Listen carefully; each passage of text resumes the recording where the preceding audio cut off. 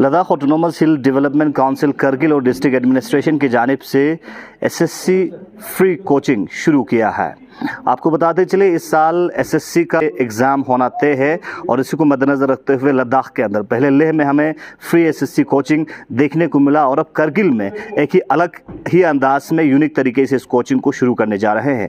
एलएचडीसी और district administration Kargil की जानिब से 300 स्टूडेंट्स को स्क्रीन करके इस एसएससी कोचिंग के लिए सिलेक्ट किया है, जिसमें अलग अलग लेवल में स्टूडेंट्स को सिलेक्ट किया है, 10th लेवल, 12th लेवल और ग्रेजुएशन लेवल पे। और आज का ये प्रोग्राम ओरिएंटेशन कम एसएससी कोचिंग का इनॉग्रेशन प्रोग्राम यहाँ पर रखा गया था। देखिए, हमारा जो एसएससी जो अभी एग्ज़ाम्स कंडक्ट होने वाला है आपका, जिसके लिए हमारे यूटी एडमिनिस्ट्रेशन ने तकरीबन 800 पोस्ट रेफ़र किए हैं अलग अलग लेवल्स के। तो उसके लिए अभी हमारे यहाँ पे कोई ऑलमोस्ट 300 कैंडिडेट्स जो हैं वो सिलेक्ट हुए हैं, जिनका बाज़ाब्ता आपका एक प्रोसेस के थ्रू ये लोग आए हैं, जिसमें बाज़ाब्ता एक कमेटी भी कॉन्स्टिट्यूट की थी हमारे डीसी साहब ने। तो उसके थ्रू हम भी अभी आज के डेट में हमारे पास कोई 300 बच्चे आए और फैकल्टी भी हमारे पास अच्छी खासी फैकल्टी भी आई है और फैकल्टीज़ को और जो एकेडमी जिसको सिलेक्शन किया है वो भी एक प्रोसेस के थ्रू आया है। तो इंशाल्लाह हमारी कोशिश भी है और उम्मीद भी है कि अच्छे खासे जो हमारे कैंडिडेट्स जो इसमें अपीयर होंगे, हमारी ये कोशिश है कि मैक्सिमम बच्चे जो हैं क्वालिफाई करें और सिलेक्ट हो। बाकी तैयारी पूरी है और इसमें बाज़ाब्ता जो एकेडमी के अलावा एक जो हमारी टीम है, हमारे अच्छे जो मोस्टली जो हमारे कश्मीर एडमिनिस्ट्रेटिव सर्विस जिन्होंने क्वालिफाई किया है, इन ऑफिसर्स की एक टीम हमारे डीसी साहब ने बनाया है। वो लोग टाइम टू टाइम इसको मॉनिटर भी करेंगे। सिर्फ आज की एकेडमी के ऊपर हम लोग नहीं छोड़ेंगे, टाइम टू टाइम इसका एक जो है मॉनिटरिंग होगा, इनकी रिपोर्टिंग बाज़ाब्ता डीसी साहब को होगा, ताकि बीच में अगर हमें कहीं लगे कि इसको और बेहतर करने की ज़रूरत है तो और भी बेहतर करें।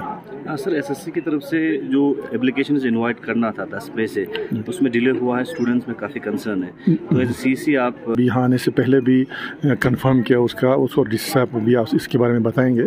जो हमें ये कहा गया है कि अभी एक हफ्ते के अंदर इंशाल्लाह, हमारी उम्मीद है, हफ्ता उन्होंने बोला है, हफ्ते तक जो है इसके जो नोटिफिकेशन बाज़ाब्ता निकलेगी और इसका रजिस्ट्रेशन प्रोसेस हो, एप्लीकेशन जो फाइल करना है वो प्रोसेस शुरू हो जाए।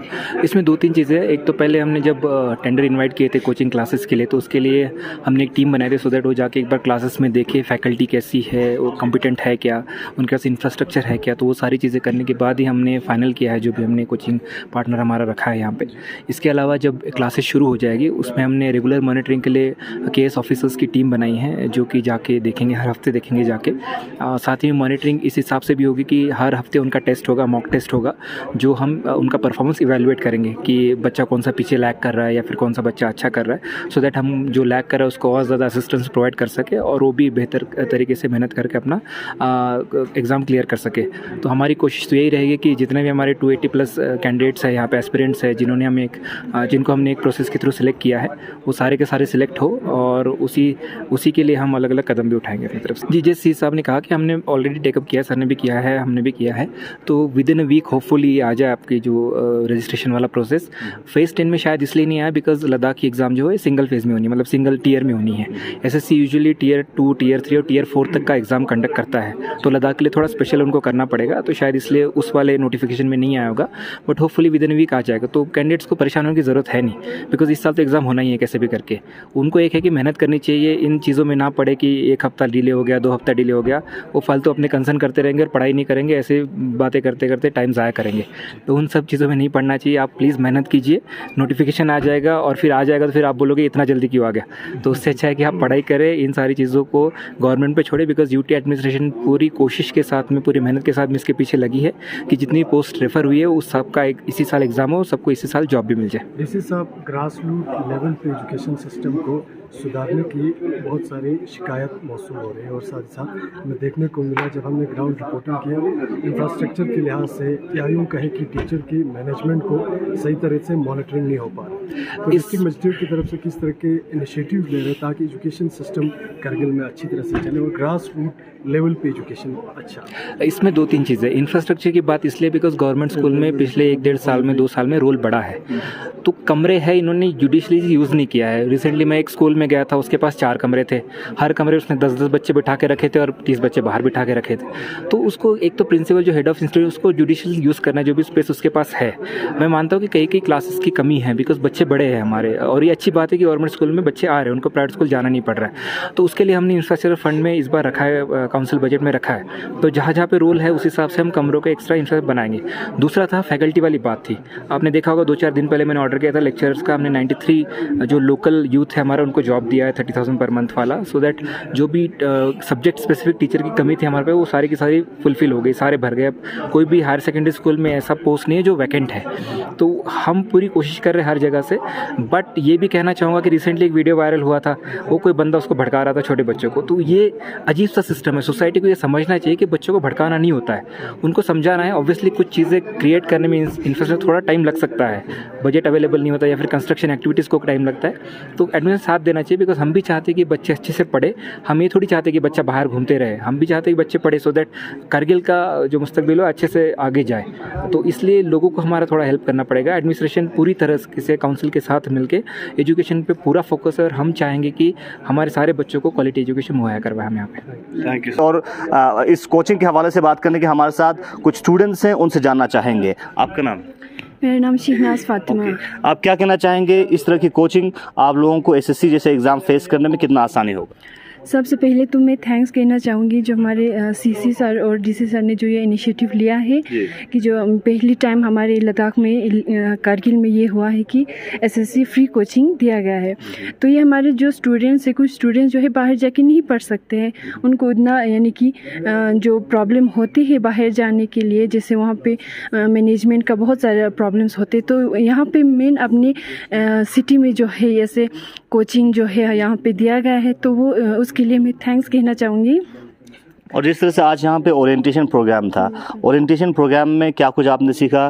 क्योंकि बहुत सारे जो एक्सपर्ट्स थे या सीनियर्स थे जिन्होंने पीएससी जैसे एग्ज़ाम्स फेस करके यहाँ पे आके आप लोगों को कुछ मोटिवेशनल स्पीच भी किया। यहाँ पे जो उनकी बातें थी वो बहुत ही ज़्यादा हमें यानी कि फ़ायदेमंद हुए हैं, क्योंकि उन्होंने ऐसे कॉम्पिटिटिव एग्ज़ाम जो है फेस किए हैं।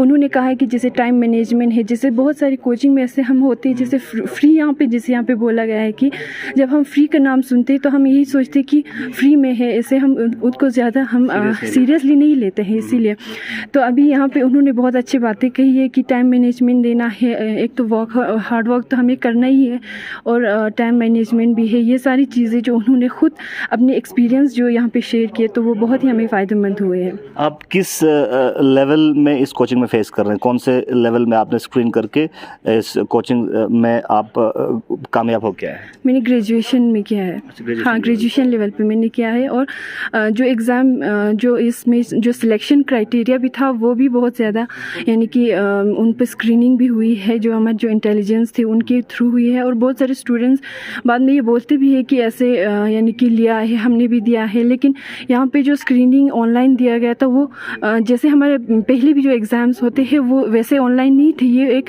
इंटेलिजेंस के थ्रू हुआ था। तो ये बहुत ही अच्छा फ़ायदा हुआ है। क्या एक्सपेक्टेशन है इस कोचिंग से आप? एक्सपेक्टेशंस तो बहुत सारे, अभी तो वहीं पे जाके देखेंगे इंशाल्लाह कि वहाँ पे जो टीचिंग फैकल्टी बाहर से आए हैं जो उनका भी जो एक्सपीरियंस है देखेंगे, तभी सब बताएंगे sir. Thank you. Thank you. आप क्या कहना चाहेंगे? आपका नाम? My name is Zarina Bano, तो मैं सिल्मो कारगिल से हूँ। सबसे पहले तो मैं शुक्रिया अदा करना चाहूँगी कि एडमिनिस्ट्रेटिव कारगिल को, फ़िरोज़ अहमद खान सर को और डीसी कारगिल को कि उन्होंने ये इनिशिएटिव लिया, क्योंकि पहले तो बहुत बच्चों को बहुत प्रॉब्लम फेसेस करने पड़ते थे। वो बाहर जाने के कोचिंग्स पढ़ने के लिए वो बाहर जाते थे, और ये फर्स्ट टाइम इन्होंने कारगिल में किया, तो मैं इनको थैंकफुल करना चाहूँगी। और जिस तरह से इस कोचिंग सेंटर में आप ज्वाइन कर रहे हैं, फ्री एसएससी कोचिंग का आप हिस्सा रहे हैं, ग्रेजुएशन लेवल पे आप इस कोचिंग में भाग ले रहे हैं, तो किस तरह की एक्सपेक्टेशन है, किस तरह की उम्मीद है, और आज के इस ओरिएंटेशन प्रोग्राम से किस तरह की होप जो है आप में आया है?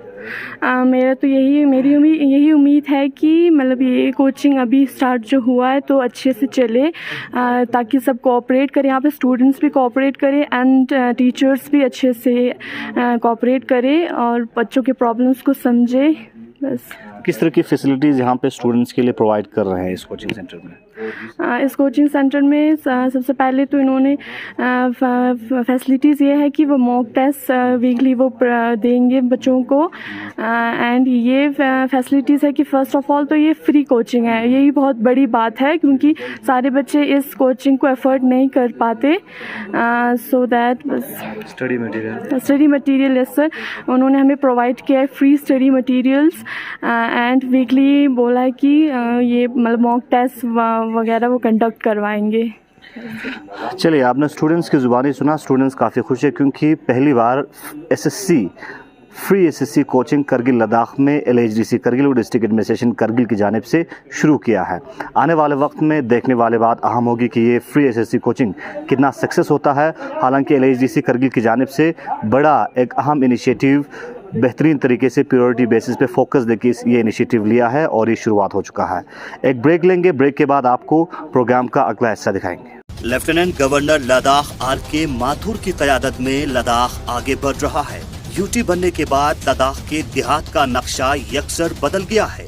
महकमा दिही तरक्की लद्दाख ने रवां माली साल में खत्ते लद्दाख के हर ब्लॉक में BDC और PDO ऑफिस और हर पंचायत में कॉमन फैसिलिटेशन सेंटर का काम भी मुकम्मल किया है। अब लद्दाख के हर पंचायत में जदीद टेक्नोलॉजी से लैस कॉमन फैसिलिटेशन सेंटर का बराह रास्त फायदा लद्दाख के अवाम को मिलेगा। लद्दाख के मुकामी सरकार और मरकजी सरकार के तमाम स्कीम अब लद्दाखियों के दरवाजे पर होगा। इंतजामिया की जानिब से तामीर किए गए इंफ्रास्ट्रक्चर कौम की अमानत है। इसे अपना समझकर इस्तेमाल करें और इसकी हिफाजत करें।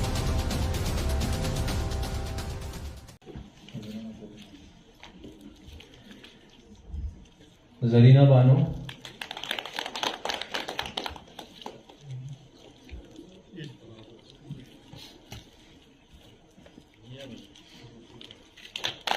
एकेडमी के फाउंडर और MD गुलाम मोहम्मद साहब हमारे साथ हैं। उनसे जानना चाहेंगे फ्री एसएससी कोचिंग में किस तरह की फैसिलिटीज़ और स्टूडेंट्स को किस तरह की मदद फराहम करने जा रहे हैं ताकि आने वाले वक्त में एसएससी के एग्ज़ाम बेहतरीन तरीके से फेस कर सके। गुलाम साहब, क्या कुछ आप कहना चाहेंगे, किस तरह की आप लोगों ने अलग जो सुविधा तैयारी और मैनेजमेंट स्टूडेंट्स के लिए रखा है?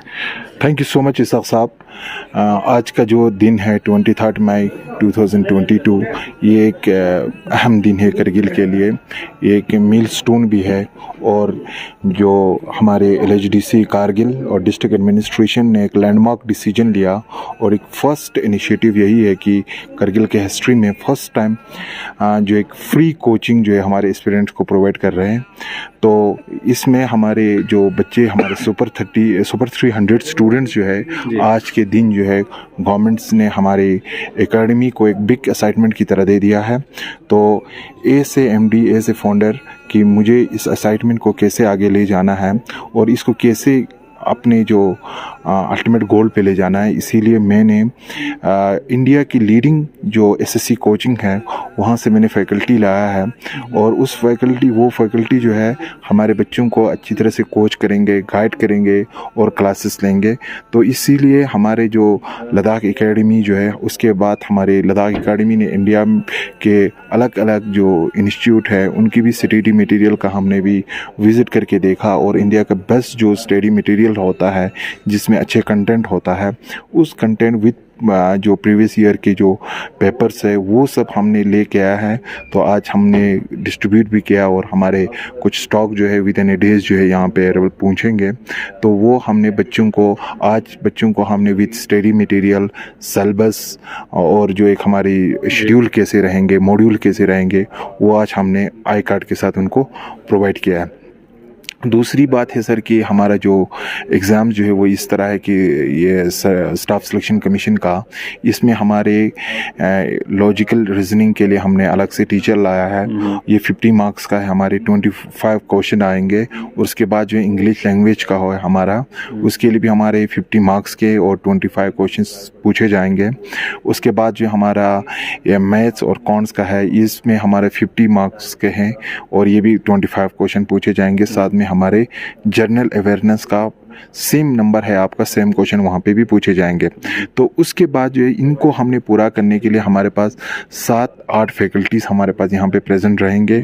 उनके हिसाब से फिर जब हमारे वीकली हमारे टॉपिक वेज हमारे यहाँ पे एक टेस्ट होते हैं और 15 डेज़ के बाद एक छोटा सा मॉक टेस्ट होते हैं जो कि हमारे सब कुछ मैनुअल होंगे। उसके बाद जो है अभी डीसी साहब ने भी और डिस्ट्रिक्ट एडमिनिस्ट्रेशन के ऑफिसर ने भी ये कहा कि हम जो है कंप्यूटर जो CBT जो होता है कंप्यूटर बेस्ड टेस्ट के लिए हम बहुत से सेंटर में बहुत सारे कंप्यूटर जो है वो इंस्टॉल कर रहे हैं। तो उसमें हम गवर्नमेंट ये डिस्ट्रिक्ट एडमिनिस्ट्रेशन से रिक्वेस्ट करेंगे कि हमारे जो बच्चे हैं ये बच्चे भी वहाँ पे जाके मॉक टेस्ट दे देंगे। तो ये हमारे बच्चों के लिए बहुत बेनिफिशियल होगा। और इस इनिशिएटिव जो है ये लिया under the 2 dynamic leaders LHDC chairman जनाब फेरोज़ अहमद खान साहब and chief executive officer and district magistrate जनाब संतोष सुखदेव सर। इन दोनों के निगरानी में ये एक बड़ा इनिशिएटिव लिया है और मैं इंशाल्लाह उम्मीद रखता हूँ और मैं भरोसे के साथ ये कहता हूँ कि इस असाइनमेंट को और इस चैलेंज को मैं अच्छी तरह से पूरा करूँगा और उम्मीद रखता है कि जो आने वाले SSC एग्ज़ाम्स है वो उसमें हमारे बच्चों का जो सिलेक्शन में काफ़ी प्रेजेंस होंगे और मैं ये उम्मीद रखता हूँ ये हमारा मेहनत और ये हमारा चैलेंज पूरा रहेंगे इंशाल्लाह। Thank you so much. Classes का कैटेगराइजेशन कैसा रहेगा, जिस तरफ से अलग अलग लेवल पे आप लोगों ने स्क्रीन करके स्टूडेंट्स को लिया? जी sir, thank you so much. क्योंकि जो हमारा 10 क्लास इसका जो बेस पे आया है ये उनका थोड़ा सा फाउंडेशन और बेसिक वाला है। बाकी सिलेबस तो ऑलमोस्ट सबका सेम है बट जो लेवल ऑफ पेपर होगा वो डिफरेंट होगा। तो इसीलिए हमने 10 को उनके साथ मिक्सअप नहीं किया है।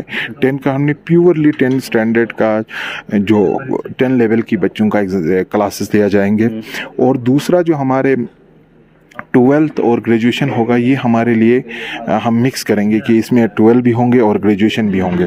तो वो इसलिए है क्योंकि बहुत सारे बच्चे हैं जो हमारे इंजीनियर्स हैं। तो इंजीनियर्स जो है वो 10+2 में भी एलिजिबल हो जाता है और वो ग्रेजुएट में भी एलिजिबल हो जाता है। और इसीलिए हमें इनको कंबाइनली हमें लेना पड़ रहा है क्योंकि वो इसमें हमने ज़्यादा सेग्रीगेट नहीं किया है।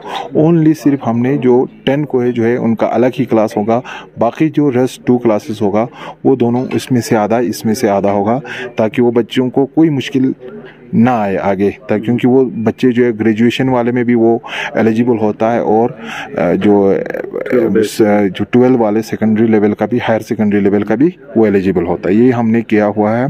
और ये हमारे टाइमिंग जो है सर वो 9 से 7 तक चलेंगे। 9 AM से लेकर हमारे 12:30 तक एक बैच चलेंगे। उसके बाद जो हमारा ब्रेक होगा सर, फिर उसके बाद 1 से लेकर 4 PM तक हमारा एक होगा आफ्टरनून सेशन। फिर जो लास्ट वन जो होगा 4:15 से लेकर हमारे 7 तक होगा। ये हमारे लिए जो स्पेशल मैंने इसलिए रखा है क्योंकि हमारे यहाँ पे बहुत सारे एस्पिरेंट ये है जो कि किसी न किसी जॉब में इंगेज है या वो प्राइवेट हो कॉन्ट्रैक्चुअल है बहुत सारे। तो उनके लिए भी ये थोड़ा अच्छा रहता है ताकि उनको भी कोचिंग लेने का अपॉर्चुनिटी मिले। इसीलिए हमने ये टाइम जो है लास्ट जो है पर्टिकुलरली उन लोगों के लिए रखा है sir. Thank you sir. Thank you so much. हमारे साथ बात कर रहे थे फाउंडर लद्दाख एकेडमी गुलाम मोहम्मद खान साहब। बने रहे गुलिस्तान उत्सव पर के अपडेट के लिए। और मैं आप लोगों को यही बताऊंगा कि सिर्फ जो SSC का प्रोसेस है कि उसमें क्या क्या है, कैसे स्ट्रेटेजी होनी चाहिए, क्या क्या टाइम टेबल होना चाहिए, कौन कौन से सब्जेक्ट होंगे, कितने नंबर्स के होंगे और आप कैसे अचीव कर सकते हो उनको। तरफ से आप सबका शुक्रिया अदा पेश करता हूं कि आप लोग अपने कीमती वक्त से वक्त निकाल कर इस प्रोग्राम में तशरीफ लाए। जैसा कि आप लोगों को पता है इस पूरे प्रोसेस को कंप्लीट करने के लिए हमारी बहुत सी कमेटियां बनी थी, जिसमें एक कमेटी थी कि एग्ज़ाम को कंडक्ट करने के लिए जो एजेंसी हायर किया था उस कमेटी में हमारे ACR साहब चेयरमैन थे। मैं उनका भी शुक्रगुजार हूँ। उसकी पूरी टीम जिसमें हमारे इफ्तिखार साहब है, जनरल मैनेजर हमारे DIC इफ्तिखार साहब और हमारे NIC के DIO इफ्तिखार साहब। दूसरा और एक कमेटी जो फैकल्टी को हायर किया था उसमें हमारे डिस्ट्रिक्ट सिलेक्शन कमेटी जिसका हेड हमारे डीसी साहब खुद कर रहे थे, उसमें जितने कमेटी थे जिसमें हमारे DPO साहब इफ्तिखार साहब, अगेन हमारे NIC के इफ्तिखार साहब भी और एक हमारे इम्पोर्टेंट कमेटी जो स्क्रीनिंग कमेटी थी जिसमें अभी आपको पता चल गया होगा डिस्ट्रिक्ट करगिल में पहली बार आर्टिफिशियल इंटेलिजेंस प्रॉक्टिंग की तरह एग्जाम लिया था कि आप लोग अपने घर बैठ के एग्जाम दे देते इसका।